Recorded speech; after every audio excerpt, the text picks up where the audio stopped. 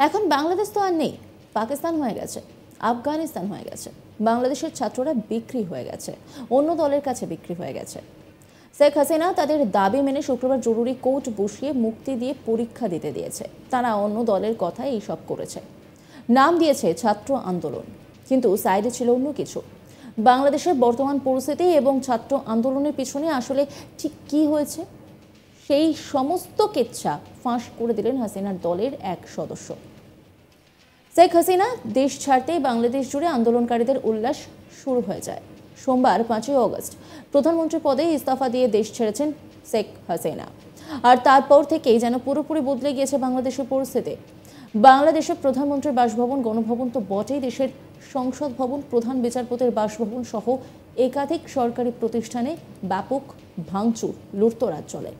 এই অবস্থায় রাজশাহী থেকে ভারতে আসা আওয়ামী লীগ সমর্থক মোহাম্মদ হেলাল উদ্দিন বাংলাদেশের ভয়াবহ বর্তমান পরিস্থিতি নিয়ে কথা বললেন।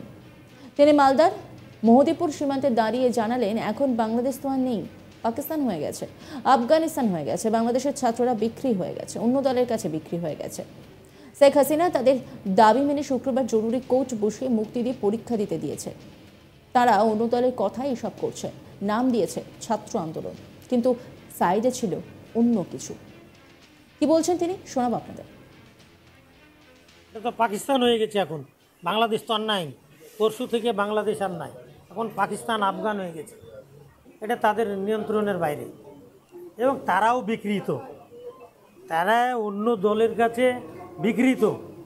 তারা বৈষম্য এড়ে বাংলার প্রধানমন্ত্রী থাকা অবস্থায় শেখ হাসিনা নিজে তাদের দাবি সব কিছু মেনে আইনমন্ত্রী এবং তথ্যমন্ত্রীর মাধ্যম দিয়ে তাদের যেগুলো কারাবন্দী ছিল তাদেরকে বিনা কিছুর শুক্রবারের দিন ইমার্জেন্সি কোর্ট বসিয়ে তাদেরকে মুক্তি দিয়ে তারপরেও তাদেরকে পরীক্ষা দেওয়া হয়েছে। তারপরেও তারা কোনো রকম ফিরেনি। তারা অন্য দলের কাছে, দলের পৃষ্ঠপোষকতায় সব কিছু এই জিনিসটা করেছে, নাম করেছে ছাত্র আন্দোলন, কিন্তু আসলে সাইডে ছিল আলাদা কিছু। এটাই এটা খুলছে, নামের খোলা খুলছে ঠিকই, শিক্ষক গেছে, ছাত্র নাই। ভালো ভয়ে আতঙ্কে আওয়ামী পরিবারের লোকজন যেগুলা, সেগুলা ভয়ে তো কেউ স্কুল কলেজ যেতে পারছে না। এই তো অবস্থা, লুটপাট চলছে। আমার নিজের পুকুরের মাছ, 3টা পুকুরের মাছ গতকালকে মেরে নিয়ে চলে গেছে, কেউ কিছু বলার নাই। 250-300 লোক নিয়েছে। আওয়ামী লীগের সমর্থক আমি, এটাই আমার অপরাধ। আমি চিকিৎসার জন্য এসেছি। আমি বাংলাদেশ থেকে ভারতে 3 মাস 2 মাস পরপর আমাকে আসতে হয়, ডায়ালিসিস করতে হয়। আমার কিডনির সমস্যা, হার্টের সমস্যা, এবং আমার থাইরয়েড, হাই প্রেশার, ডায়াবেটিস সব। আমার 4টা ডাক্তার পেয়ারলেসে আমি দেখাই। বাংলাদেশ ফেরত আর একজন সুশান্ত সরকার জানান, আমি চাপাই নবাবগঞ্জ থেকে আসলাম, এখন বাড়ি যাব।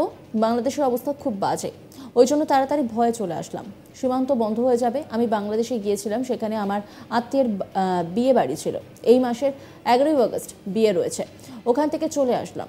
ওখানে সরকার নেই, আইন শৃঙ্খলা নিয়ন্ত্রণে নেই, ভয়ে সেখান থেকে চলে এসেছি। জীবনে বেঁচে থাকলে অনেক বিয়ে খেতে পারবো। কি বলছেন তিনি, শোনাবো আপনাদের।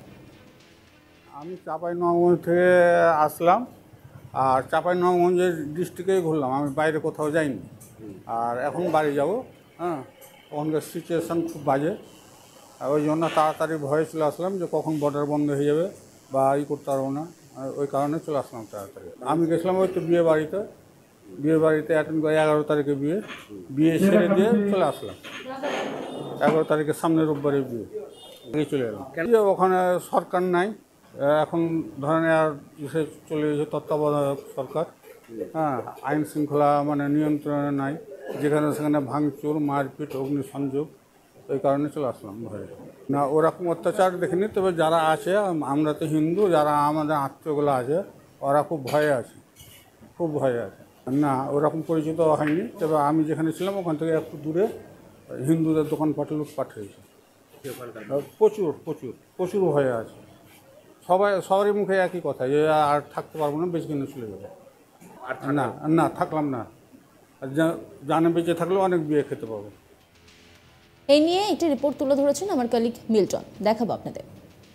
বেশ কিছুদিন আগে ছাত্র আন্দোলনের নামে বাংলাদেশে যে উত্তাল পরিস্থিতি হয়েছিল, তার ফলে সেখানকার যে প্রধানমন্ত্রী রয়েছে শেখ হাসিনা, তার তিনি পদত্যাগ করেছেন এবং দেশ ছেড়ে চলে এসেছেন, এবং যার ফলে ওইখানে আরো উত্তাল হয়ে উঠেছিল, যার ফলে বেশ কিছু নাগরিক আমরা দেখতে পেয়েছি যে মালদহের যে ভারত বাংলাদেশ সীমান্ত রয়েছে মহুদীপুর এলাকা, সেই এলাকা দিয়ে তারা পাসপোর্ট নিয়ে তারা এপারে চলে আসছেন, কেউ চিকিৎসার নাম করে এপারে চলে আসছেন, কেউ বা অন্য কাজে পালিয়ে আসছেন। এবং যারা পালিয়ে আসছেন তাদের এক বিরাট অভিজ্ঞতা, তারা জানাচ্ছেন যারা আওয়ামী লীগ করছে তাদেরকে সেখান থেকে তাদের বাড়ি পেট্রোল ঢেলে পুড়িয়ে দেওয়া হচ্ছে, এমনকি খড়ের বাড়ি কি পাকা বাড়ি প্রত্যেক বাড়ি তাদেরকে পুড়িয়ে দেওয়া হচ্ছে এবং আতঙ্কের পরিবেশ সৃষ্টি করানো হচ্ছে, মারধর করা হচ্ছে।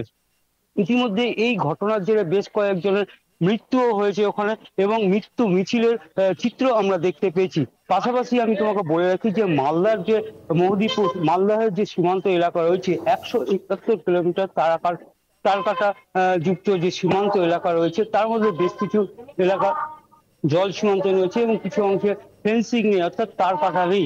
স্বাভাবিকভাবে সেই সব এলাকায় বিএসএফ কড়া নিরাপত্তায় মুড়ে ফেলেছে এবং প্রতিনিয়ত টহল চলছে এবং বাইনাকুলার অর্থাৎ দূরবীন দিয়ে সেখানে পরীক্ষা নিরীক্ষা করা হচ্ছে। এবং এই মুহূর্তে ইতিমধ্যে ওখানকার যে এক নাগরিক মোহাম্মদ হেলাল উদ্দিন চাঁপাইনবাবগঞ্জের বাসিন্দা, তিনি জানাচ্ছেন যে বেশ কয়েক মাস ধরে তাকে চিকিৎসার জন্য এপারে আসতে হয়, তবে তারা যারা আওয়ামী লীগ করছে তাদেরকে বেছে বেছে মারধর করা হচ্ছে। সেখানে আদিবাসী সংখ্যালঘু কেউ নিরাপত্তায় কারোর নিরাপত্তা নেই, স্বাভাবিকভাবে তাদের উপর হামলা করা হচ্ছে এবং তাদের যে বাড়ি রয়েছে তাদের উপর হামলা করা হচ্ছে। এমনকি বর্তমান যা পরিস্থিতি তাতে বাংলাদেশ আর বাংলাদেশে নেই, পাকিস্তান আফগানিস্তানে পরিণত হয়েছে, এমনটাও তিনি জানিয়েছেন। পাশাপাশি বলেছেন এই আন্দোলনের পিছনে শুধু ছাত্র আন্দোলন নয়, ছাত্র আন্দোলন নামেই রয়েছে, এর পেছনে অন্য মদত রয়েছে বলেও তিনি জানিয়েছেন। স্কুল কলেজ খুললেও সেখানে শিক্ষক আছে, ছাত্র যাচ্ছে না আতঙ্কে। স্বাভাবিকভাবে একটা বর্তমান পরিস্থিতি উদ্বেগের কারণ হয়ে দাঁড়িয়েছে। বাংলাদেশ আর বাংলাদেশে নেই, বাংলাদেশ নাকি এখন পাকিস্তান আফগানিস্তানে পরিণত হয়েছে। বাংলাদেশ নাগরিক মোহাম্মদ হেলাল উদ্দিন তিনি কি বলছেন শোনাবো আপনাদের। এটা তো পাকিস্তান হয়ে গেছে এখন, বাংলাদেশ তো আর নাই। পরশু থেকে বাংলাদেশ আর নাই, এখন পাকিস্তান আফগান হয়ে গেছে। এটা তাদের নিয়ন্ত্রণের বাইরে এবং তারাও বিকৃত, তারা অন্য দলের কাছে বিকৃত, তারা বৈষম্য এড়ে বাংলার প্রধানমন্ত্রী থাকা অবস্থায় শেখ হাসিনা নিজে তাদের দাবি সব কিছু মেনে আইনমন্ত্রী এবং তথ্যমন্ত্রীর মাধ্যম দিয়ে তাদের যেগুলো কারাবন্দী ছিল তাদেরকে বিনা কিছুর শুক্রবারের দিন ইমার্জেন্সি কোর্ট বসিয়ে তাদেরকে মুক্তি দিয়ে তারপরেও তাদেরকে পরীক্ষা দেওয়া হয়েছে, তারপরেও তারা কোনো রকম ফিরেনি। তারা অন্য দলের কাছে দলের পোস্টে। নজর রাখুন আজ তাক বাংলার ইউটিউব স্ট্রিমিংয়ে।